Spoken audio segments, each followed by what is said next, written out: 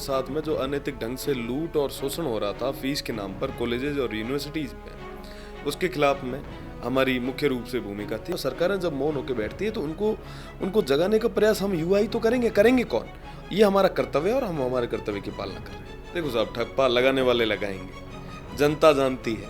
और रही बात दूसरी, छात्र की कोई जाति नहीं होती, कोई धर्म नहीं होता। हाँ, मैं राजपूत हूँ, मेरे साथ में भाई भी मेरे राजपूत रहते हैं, पर इसका मतलब ये नहीं है कि दूसरे कोई नहीं होता। हम सब छात्र, 36 कौम के छात्र, 36 कौम के युवा एक जाजम पर बैठ के हम हमारे अधिकार और हक की लड़ाई को लड़ रहे हैं। अब रोजगार दो ताकि ऐसी बातें दब जाए, अब रोजगार दो ताकि युवाओं के पास में दूसरी चीजें सोचने के लिए नहीं हो। हम किस लिए लड़ रहे हैं? क्योंकि चारों तरफ बेरोजगारी का ये आलम है। आप हर समय विरोध नहीं कर सकते, आपको भागीदारी निभानी चाहिए। मैं आपको बताऊं, एक छोटा सा उदाहरण अगर दूं, जनरली जब यूथ मूवमेंट होता है तो लाठियां चलती है, सबका ये रहता है कि साहब लठ बजाओ, हेडलाइन बननी है, हेडलाइन बनी। हमें हेडलाइन में नहीं आना साहब, हमारी तो बात को वो सुने, उस पर अमल करे और पूरे प्रदेश की जो व्यवस्था है वो बनी रहे। नमस्कार, राजनीतिक खबरों के सबसे दिलचस्प ठिकाने में मैं रूपेश मिश्रा आप सभी का स्वागत करता हूं। कहते हैं कि किसी भी देश की तरक्की में जो युवाओं का जो हाथ होता है वो सबसे अहम होता है। लिहाजा आज हमसे खास बातचीत करने के लिए जय नारायण व्यास विश्वविद्यालय के अध्यक्ष रविंद्र सिंह भाटी जुड़े हुए हैं। रविंद्र जी, सबसे पहले मैं आपका द फैक्ट इंडिया में बहुत बहुत स्वागत करता हूँ। बहुत बहुत धन्यवाद रुपेश जी। रविंद्र जी, जिस प्रकार से कल आपने राजधानी जयपुर के अंदर एक बेरोजगारी के मसले को लेकर जो एक बड़ा प्रदर्शन किया, उसको लेकर कहा जा रहा है कि रविंद्र भाटी अब राजस्थान के कन्हैया कुमार बनना चाहते हैं। पहली बात तो ये कि बेरोजगारी और साथ ही साथ में विद्यार्थियों के साथ में जो अनैतिक ढंग से लूट और शोषण हो रहा था फीस के नाम पर कॉलेजेस और यूनिवर्सिटीज में, उसके खिलाफ में हमारी मुख्य रूप से भूमिका थी। और साथ ही साथ में बेरोजगार भाइयों के साथ में जो शोषण और अत्याचार हो रहा है उसको लेकर था। और रही बात दूसरी, कन्हैया जी तो दिल्ली हैं, हम जोधपुर से आते हैं और हमारे अपनायत के शहर से आते हैं, तो हमको उनसे न जोड़िए आप। अच्छा रविंद्र जी, एक बात और है कि अभी तक आप जोधपुर में ही प्रदर्शन करते थे, लेकिन अब देखा जा रहा है कि आप जयपुर तक आ गए हैं। कहा जा रहा है कि रविंद्र सिंह भाटी अब बेरोजगारी के मुद्दे को लेके जयपुर में लॉन्च होना चाह रहे हैं। बिल्कुल भी नहीं। मैं आपको बताना चाहूँगा कि जयपुर आने का मुख्य कारण है कि हमारे राजस्थान की विधानसभा जयपुर में है और सोई हुई सरकार को जगाने के लिए युवाओं को आगे आना होगा। और युवाओं को आगे आने के लिए पूरे प्रदेश भर के युवा हर जिले से, हर तहसील से प्रदेश की सरकार जो गहरी नींद में सो रही है उनको जगाने के लिए आगे आए थे। और रही बात दूसरी, विद्यार्थियों के साथ जहाँ कहीं पे भी शोषण होता है, सरकारें जब मौन होकर बैठती है तो उनको जगाने का प्रयास हम युवा ही तो करेंगे कौन? ये हमारा कर्तव्य है और हम हमारे कर्तव्य की पालना कर रहे हैं। रविंद्र जी, बड़ा सवाल ये है, कहा जा रहा है कि रविंद्र सिंह भाटी के ऊपर अब जातिवाद का ठप्पा लग गया है, राजपूत नेता बन गए हैं। ज़्यादातर इनके जो प्रदर्शन होते हैं इनमें 80% जो लड़के होते हैं वो राजपूत समाज के होते हैं। जब आप सर्व समाज की राजनीति करने की बात करते हैं तो फिर जातिवाद का ये कैसे ठप्पा? देखो साहब, ठप्पा लगाने वाले लगाएंगे, जनता जानती है। और रही बात दूसरी, छात्र की कोई जाति नहीं होती, कोई धर्म नहीं होता। हाँ, मैं राजपूत हूँ, मेरे साथ में भाई भी मेरे राजपूत रहते हैं, पर इसका मतलब ये नहीं है कि दूसरे कोई नहीं होता। छात्र को हमेशा से जब भी कोई युवा कोई बात उठाने आगे आता है तो उसको जाति के नाम पे, धर्म के नाम पर, संगठन के नाम पर बांट दिया जाता है ताकि कोई युवा अपनी बात को मजबूती से नहीं रख पाए, उसको कोई ना कोई रंग दे दिया जाता है। और इस प्रकार का रंग सामान्य से बात है कि कहीं ना कहीं कमज़ोर करने के लिए रंग दिया जाता है। पर मैं आपको विश्वास के साथ कह सकता हूँ, दावे के साथ कह सकता हूँ, हम सब छात्र, 36 कौम के छात्र, 36 कौम के युवा एक जाजम पर बैठ के हम हमारे अधिकार और हक की लड़ाई को लड़ रहे हैं। रविंद्र सिंह जी, चूँकि अब राजनीति में है तो राजनीतिक महत्वाकांक्षा की भी बात होगी। हर व्यक्ति की अपनी एक महत्वाकांक्षा होती है। मैं पत्रकार हूँ, मेरी भी महत्वाकांक्षा है। आप नेता हैं, आपकी भी महत्वाकांक्षा है। तो मैं बिल्कुल स्पष्ट रूप से जानना चाहता हूँ कि आपकी राजनीतिक महत्वाकांक्षाएं क्या है? देखो रुपेश जी की पश्चिमी राजस्थान के सबसे बड़े विश्वविद्यालय का कभी अध्यक्ष भी बनूंगा, ये मैंने कभी सपने में नहीं सोचा था। मुझे साथियों का सहयोग रहा, समर्थन रहा और उनकी बदौलत मैं आज यहाँ पे खड़ा हूँ। पर वाकई मैं भविष्य की कल्पना कभी नहीं करता, मैं वर्तमान में जीता हूँ। वर्तमान में मेरे ऊपर छात्र संघ अध्यक्ष के पद पे बैठे होने के नाते मेरे ऊपर जिम्मेदारियां हैं, तो मैं मेरी जिम्मेदारियों का, मेरे कर्तव्यों की पालना कर रहा हूँ। साथ ही साथ में उन छात्रों के लिए हमें काम करना है जो कहीं ना कहीं आज के समय में जिन पर शोषण हो रहा है, जिनका अत्याचार हो रहा है, तो उनके लिए बात रखना, उनकी बात को आगे तक पहुँचाना हमारा काम है और मैं मेरे कर्तव्य की पालना कर रहा हूँ। रविंद्र जी, बड़ा सवाल ये भी है कि हर व्यक्ति की अपनी एक देखिए विचारधारा होती है, वैचारिक प्रतिबद्धताएं होती हैं, वैचारिक झुकाव होता है। रविंद्र जी, मैं आपसे ये जानना चाह रहा था कि आपका जो वैचारिक झुकाव है वो किस ओर है, भारतीय जनता पार्टी की ओर या कांग्रेस पार्टी की ओर? मैं आपको बता दूं, जब छात्र संघ के लिए तैयारी कर रहा था तब मैंने विद्यार्थी परिषद से दावेदारी की थी। परिस्थितियां रही कि जिसकी वजह से टिकट नहीं मिल पाया, फिर निर्दलीय था तो साथियों ने सहयोग किया, समर्थन दिया और उसके बाद में आज तक अभी तक काम कर रहे हैं छात्र हितों के लिए। और रही बात दूसरी विचारधारा की, तो जो युवाओं के लिए आगे आएगा, जो छात्रों के लिए आगे आएगा, हम उनके साथ में। मतलब ना तो आप बीजेपी के साथ हैं ना तो कांग्रेस के साथ। जो युवाओं की बात, जो छात्रों की बात करेगा, हम उनके साथ में। तो फिर ये बात कैसे आ गई कि रविंद्र सिंह भाटी वसुंधरा कैंप से पाकीजा ताल्लुकात रखते हैं, वसुंधरा जी के आदमी है रविंद्र सिंह भाटी, ये बात कहाँ से आ गई? अब बातें तो मैं तभी तो कह रहा हूँ कि देश के अंदर, प्रदेश में बेरोजगारी बहुत ज़्यादा है। आप रोजगार दो ताकि ऐसी बातें दब जाए, आप रोजगार दो ताकि युवाओं के पास में दूसरी चीज़ें सोचने के लिए नहीं हो। हम किस लिए लड़ रहे हैं? क्योंकि चारों तरफ बेरोजगारी का ये आलम है, जहाँ पूरे तरीके से क्राइम बढ़ रहा है, हर तरीके से की चीज़ें हैं जो बढ़ रही है, तो ये भी चीज़ें बेरोजगारी से कहीं ना कहीं कनेक्टेड है। तो आप समझो, बात की ग्रेविटी को समझो। और रही बात दूसरी, चर्चाएं होती है हर तरीके की, पक्ष और विपक्ष की।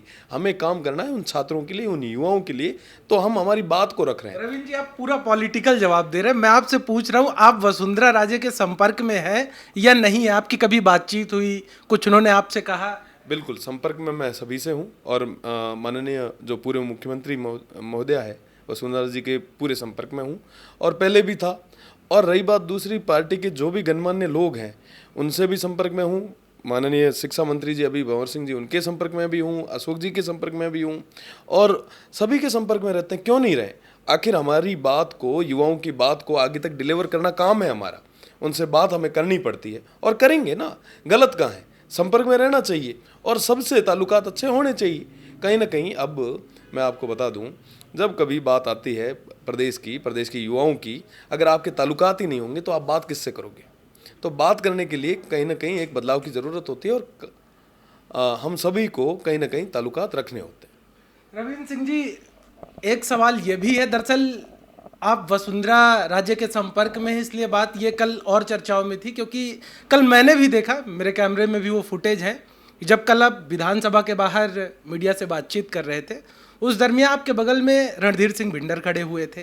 तो मैं जानना चाह रहा था कि जब वो बेरोजगारों का मसला है, रविंद्र सिंह भाटी उसका नेतृत्व कर रहे हैं, तो रणधीर सिंह भिंडर के वहाँ पे क्या काम? वो तो उपचुनाव के लिए अपनी टिकट की दावेदारी पक्का कर रहे हैं, उनकी वहाँ पे क्या ज़रूरत आ गई थी? बिल्कुल, मैं आपको बताऊं कि हम सब युवा हैं और ज़िंदगी में मैं पहली बार विधानसभा का घेराव करने के लिए आया हूँ।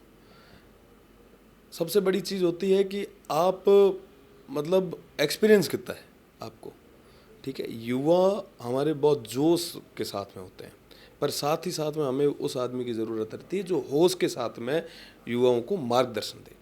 देखो साहब, जब युवा का अगर उल्टा करें तो वायु होती है, और वायु जब अपनी रफ्तार में आ जाती है या बिगड़ जाए तो बड़े बड़े तूफानों का रुख मोड़ देती है। तो कहीं ना कहीं सभी का साथ और सहयोग मैं आपके चैनल से बताना चाहूँगा, और मैंने पहले भी कई बार सभी से निवेदन किया था कि आप सभी आगे आएँ। कई सारे नेताओं ने मुझे सहयोग और समर्थन दिया था, मैं उनका तहे दिल से धन्यवाद देना चाहूँगा। पर साथ ही साथ में सबका सहयोग ज़रूरी है। सिर्फ आप अकेले कुछ नहीं कर सकते साहब, आपको सबको साथ में लेके चलना पड़ेगा। और जितने भी माननीय विधायक हैं, मंत्री हैं, उन सभी को मैंने मेल किए। मैंने कहा मैं इस सवाल का जवाब चाह रहा हूँ, वो वहाँ पर क्यों मौजूद थे? बिल्कुल, उन्होंने सहयोग किया, समर्थन किया। और रही बात दूसरी, वो हमारे मार्गदर्शन के लिए वो आगे आए, ये बड़ी चीज़ है। और मैं वसुंधरा जी के क्लोज हैं, मतलब वसुंधरा जी का मार्गदर्शन था आपके साथ वहाँ पर? देखिए, आप उस चीज़ को कैसे भी लें वो आप पर है, पर रणधीर सिंह जी वहाँ पे आए और उन्होंने पूरा सहयोग किया, शुरुआत से लेके आखिरी तक। हर जगह जहाँ कहीं पे भी हमें ज़रूरत लगी कि मार्गदर्शन चाहिए तो उन्होंने किया, और मैं तहे दिल से उनका धन्यवाद देना चाहूँगा। रविंद्र जी, एक बात ये भी कही जा रही है, क्योंकि आप खैर बातों को काफ़ी गोल मोल करके जवाब दे रहे हैं, कोई बात नहीं। लेकिन रविंद्र जी, कही जा रही कि किरोड़ी लाल मीणा आपके साथ बढ़ चढ़ के थे, उन्होंने प्रेस वार्ता भी की, आप दोनों ने साथ में मंच भी साझा किया, लेकिन बाद में ऐसी क्या दिक्कत आ गई कि उन्होंने अपने हाथ पीछे खींच लिए? क्या रविंद्र सिंह भाटी को किरोड़ी लाल मीणा से खतरा नजर आया, या किरोड़ी लाल मीणा को रविंद्र सिंह भाटी से खतरा नजर आया? रुपेश जी, किरोड़ी लाल जी, मतलब मेरी उम्र नहीं है ना, उससे ज़्यादा उनको राजनीति में समय हो गया है। तो रही बात दूसरी कि उनको मुझसे कोई खतरा हो ही नहीं सकता। वो पूर्वी राजस्थान से हैं और पूर्वी राजस्थान के वो कद्दावर नेता है। मैं पश्चिमी राजस्थान की एक छोटी सी यूनिवर्सिटी का अध्यक्ष हूँ, तो आप कंपेयर तो हमें कर ही नहीं सकते। और रही बात दूसरी, और उनका पूरा सहयोग और समर्थन रहा और आखिरी तक रहा। अब ये है कि वो वर्तमान में राज्यसभा के सांसद हैं, पार्लियामेंट के वो मेंबर हैं। तो कहीं ना कहीं अगर कोविड के एक जो नोटिफिकेशन जारी हुआ उसके बाद में अगर ये बात आगे आती है कि साहब एक राज्यसभा के सांसद जो कोविड के रूल का उल्लंघन कर रहे हैं, तो कहीं ना कहीं उनकी छवि को कहीं ना कहीं रविंद्र सिंह जी, किरोड़ी लाल मीणा जी ने जब कोरोना चरम पे था तब राजधानी जयपुर के अंदर पुजारी का 100 लाके उन्होंने प्रदर्शन किया, तो फिर कल उनका वहां पे शामिल ना होना कुछ ना कुछ तो वजह होगी। मैं बताऊं, पुजारी का 100 लाख कर प्रदर्शन करना उस समय की मांग थी। आप सब को ऐसे तक नहीं है कि जब कोविड जाएगा उसके बाद ले आएंगे, वो घटना हुई थी और वाकई अन्याय हुआ था, उसके लिए लड़ना जरूरी था, तो वो लड़े थे। आज के समय में जब कभी थर्ड वेव की बात कर रहे हैं, सेकेंड वेव के अंदर जो हादसे हुए वो आपको और मुझे सबको पता है कि क्या स्थितियां बनी। पर आज के समय में जब ये तीसरी लहर की संभावना है, लोग अभी तक भूल नहीं पाए हैं कि सेकेंड वेव में क्या हुआ था, ये भूल नहीं पाए हैं। और उससे पहले अगर कोई राज्यसभा के सांसद अगर कोई आकर कोई ऐसा जुलूस या प्रदर्शन करते हैं, तो कहीं ना कहीं ये लगता है कि एक राजनीतिक कहीं ना कहीं बनाया जा रहा है। तो उन्होंने कहा कि आप सब युवा मिलकर करो, हम सब आपका सहयोग करेंगे, समर्थन करेंगे और हम आपके साथ में है। तो वो आखिरी तक हमारे साथ में थे और आज भी साथ में। ठीक है रविंद्र जी, एक सवाल यहाँ पर, बड़ा सवाल ये भी है कि चूँकि बेरोजगारों का मसला एक बड़ा मुद्दा है और आज सदन के अंदर भी ये मांग उठी कि बेरोजगारी को लेकर गहलोत सरकार वाइट पेपर जारी करे कि कितनी भर्तियां निकाली गई, उसमें कितना काम हुआ, कितनी कोर्ट में अटकी। तो यहाँ पर रविंद्र जी, बड़ा सवाल ये उठता है कि बेरोजगारों को लेकर क्या आपकी आगे भी कुछ रूपरेखा है, और कल जो सरकार के मंत्री से आपकी बातचीत हुई उसको लेकर क्या वार्ता रही, और यदि उन बातों को अमल में नहीं लाया गया तो फिर रविंद्र सिंह भाटी का अगला कदम क्या होगा? देखो साहब, जहाँ कहीं पे भी छात्रों की बात आई, युवाओं की बात आई और लगा कि उनके लिए, उनके अधिकारों के लिए लड़ने की ज़रूरत है, तो मजबूती से लड़ेंगे। और दूसरी बात, कल के वार्ता की, कल माननीय मंत्री महोदय से मुलाकात हुई, उन्होंने पूरा विश्वास जताया है, पूरा आश्वासन दिया है सकारात्मक रूप से कि 7 दिन के अंदर आपकी मांगों को हम मान लेंगे और छात्र हित में फैसला लेंगे। मुझे आशा है प्रदेश की सरकार छात्रों के साथ हो रहे शोषण और अन्याय के खिलाफ मजबूती से आवाज़ उठाएगी, छात्र हित में फैसला लेगी। और रही बात दूसरी कि आगे की क्या रूपरेखा रहेगी, तो 7 दिन के अंदर अगर सकारात्मक नहीं होता है, मैं खुद पॉजिटिव रहता हूँ, मुझे पूरा विश्वास है 7 दिन के अंदर फैसला आएगा। अगर नहीं आता है तो युवा तैयार है अपनी लड़ाई लड़ने के लिए और आखिरी दम तक लड़ेंगे। रविंद्र जी, गहलोत सरकार के यदि कामकाज की बात करें तो 10 नंबर में से कितने नंबर देंगे? चूँकि महत्वपूर्ण आपका जवाब लेना इसलिए भी हो जाता है क्योंकि आप उनके गृह क्षेत्र से आते हैं, तो क्या लगता है कैसा काम कर रही है गहलोत सरकार? गहलोत सरकार 10 में से मैं 9 नंबर दूंगा। काफ़ी अच्छा काम किया है कोविड के टाइम में भी। आप देखिए 9 नंबर देने के बावजूद कल आप विधानसभा घेरने पहुंच गए। हक के लिए, अधिकार के लिए तो लड़ेंगे ना। गलत कहीं होगा तो लड़ेंगे, क्यों नहीं लड़ेंगे, बिल्कुल लड़ेंगे। पर जहाँ कहीं पे भी वो अच्छा काम करें उनको अप्रिशिएट भी करना चाहिए, ये भी अपनी जिम्मेदारी है। मैं बताऊं आपको कि कोविड के टाइम में एक 70 साल का आदमी रात और दिन काम कर रहा है, ये हमें देखना चाहिए। पर जहाँ कहीं बात अगर हक की, अधिकारों की आ रही, शोषण की आ रही, तो लड़ना भी चाहिए। ये नहीं होता है कि साहब आप सिर्फ उनकी क्रिटिसाइज ही करो, जो कुछ अच्छा करता है तो उसको अप्रिशिएट भी करो। हाँ, ये जो युवाओं के मुद्दे को लेके कहीं ना कहीं सरकार अपना ध्यान भटका रही थी, तो उनको ध्यान केंद्रित करने के लिए हमें करना पड़ता है और करेंगे। और क्यों नहीं करें, हम भी तो टैक्स पेयर हैं, हम भी तो फीस देते हैं। अगर एक घड़ी भी लेते हैं तो टैक्स देते ही है ना साहब, स्टेट की जीएसटी देते हैं, हमारी भी तो भागीदारी है। तो हक के लिए तो लड़ना ही होगा, पर जो काम करता है उसको अप्रिशिएट भी करना चाहिए। तो कुल मिला के ये है कि प्रदेश की सरकार काम भी कर रही है, पर कहीं ना कहीं जो ये भ्रष्टाचार वगैरह के मुद्दे हैं तो इनको लिए युवाओं को लड़ना भी चाहिए। और रही बात दूसरी, आप हर समय विरोध नहीं कर सकते, आपको भागीदारी निभानी चाहिए। मैं आपको बताऊं, एक छोटा सा उदाहरण अगर दूं, जनरली जब यूथ मूवमेंट होता है तो लाठियां चलती है, सबका ये रहता है कि साहब लठ बजाओ, हेडलाइन बननी है, हेडलाइन बनी। हमें हेडलाइन में नहीं आना साहब, हमारी तो बात को वो सुने, उस पर अमल करे और पूरे प्रदेश की जो व्यवस्था है वो बनी रहे, पूरे प्रदेश के लोगों के अंदर कहीं ना कहीं विश्वास रहे कि हाँ साहब प्रदेश की सरकार है। अराजकता अगर हम युवा ही फैलाने लग गए तो फिर बात ही खत्म हो जाएगी साहब। हमारा तो योगदान इसके विकास में होना चाहिए। मैं ये मानता हूं कि आप हेडलाइन से उठ के देखो, आप उनसे उठ के, आप हर चीज़ मीडिया कवरेज नहीं होती साहब, आपको काम करना है धरातल पे। आप उन साथियों की आवाज़ को सही तरीके से पहुंचाओ, अनुशासित तरीके से पहुंचाओ और उनकी बात पर आप कहीं ना कहीं गौर फरमा के आदेश करवाओ। हमारा तो ये उद्देश्य रहता है और जिसके लिए हम काम कर रहे हैं। रवीन जी, राजस्थान का बेहद चर्चित राजनीतिक झगड़ा है सचिन पायलट और अशोक गहलोत का, जो लंबे टाइम से चला आ रहा। चूंकि आप इस देश के नागरिक हैं, आप मताधिकार का प्रयोग करते हैं, क्या लगता है कि इस झगड़े का क्या नुकसान राजस्थान के लोगों को उठाना पड़ रहा है? देखो, ये उनके पार्टी की आंतरिक कलह है और मैं एक विश्वविद्यालय का विद्यार्थी हूँ, तो इस बारे में मैं ज़्यादा आपको नहीं बता पाऊंगा। और आप खुद समझदार हैं, जयपुर में राजधानी में रहते हैं, तो आपको ज़्यादा पता होगा। लेकिन आप इस प्रदेश के नागरिक हैं, आपने वोट दिया है, तो आपके, यदि मैं व्यक्तिगत चॉइस पूछूं तो दोनों में से कौन से नेता आपको ज़्यादा पसंद? मैं आपको बता दूं कि नुकसान की रही बात, तो नुकसान तो हुआ है। जब सीमाएं लॉक होती है, जब सरकारें बाड़ाबंदी में जाती है, तो नुकसान आम आदमी को होता है, ये तो हम सबको मानना होगा। और रही बात दूसरी, मैं आज तक मुख्यमंत्री होने के नाते अशोक जी से कई बार मिला, पर मैं कभी पायलट साहब से मेरा मिलना हुआ नहीं। और रही बात दूसरी, सबके अच्छे भी होते हैं और बुरे भी होते हैं, वो उनके पर्सनल है। मेरा अभी तक कोई काम कभी पड़ा नहीं है और जब कभी होगा तो बिल्कुल बात करेंगे, क्यों नहीं करेंगे। बेरोजगारी एक ऐसा मुद्दा आपने चुना है जो हर नेता जिसका जिक्र करता है। हनुमान बेनीवाल है, बार बार वो भी बेरोजगारी का मुद्दा उठाते हैं। तो आपको नहीं लगता कि बेरोजगारी को हर राजनेता भुनाना चाह रहा है? बिल्कुल सही है। और बेरोजगारों की कहीं ना कहीं, उनके अरमानों की कहीं ना कहीं हत्या हो रही है, बिल्कुल हो रही है। खुल के कह रहे हैं ना, हो रही है। पर साहब, आवाज़ उठाएगा कौन?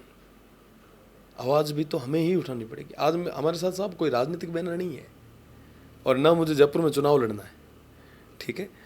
बात रखनी है मजबूती से उन छात्रों की जिनके साथ में कहीं ना कहीं नुकसान हो रहा है, जिनका कहीं ना कहीं अत्याचार हो रहा है। पिछले 2 महीने से साहब घर परिवार छोड़ के घूम रहे हैं। एक दिन के लिए कोई छोड़ के नहीं जाता, 2 महीने से सब चीज़ें छोड़ के सिर्फ उन छात्रों के लिए घूम रहे हैं। पूरे प्रदेश के युवाओं को एक एक जगह जाके उनको कहा कि आप तैयार रहो, खुद की लड़ाई लड़ो। और मैं आपको विश्वास के साथ कह सकता हूँ, आने वाले समय में अब युवा हमारा तैयार है खुद के हक और अधिकार की लड़ाई को लड़ने के लिए।